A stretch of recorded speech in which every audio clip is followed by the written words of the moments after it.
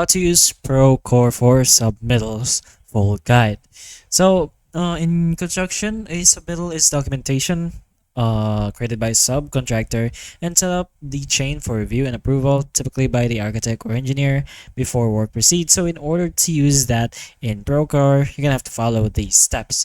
Of course, you're gonna have to have an account, but if you already do have one, just go ahead and log in directly over here to your preferred browser to Procore and just pretty much log in, of course. But once you do, you should be able to enable and configure the Submittals tool. You can go to the project tools and there you can find Submittals, configure settings in Procore, and set up the essential project-wide elements.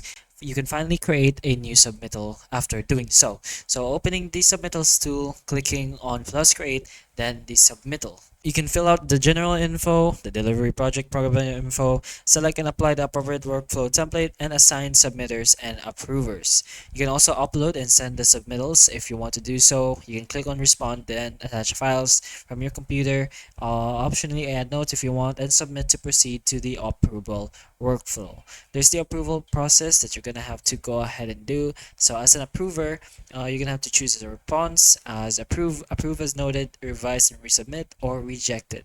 You can also add comments, upload new files, and forward as needed. There's also the manage revisions and distribution. So for updates, you can click on create revision if that's what you want to do. The new revision reuses prior information while incrementing the version number. So use submittal packages to group related items together. You can also distribute approved submittals to stakeholders or the actual entire project team. You can do bulk actions and reporting here in Procore, and also for best practices for efficiency, you can standardize submittal types and statuses, set reminders and due dates, employ submittal builder reports, and integrate with Bluebeam for collaborative PDF markups. But anyways, you should be able to get the direct feature once you are inside Procore.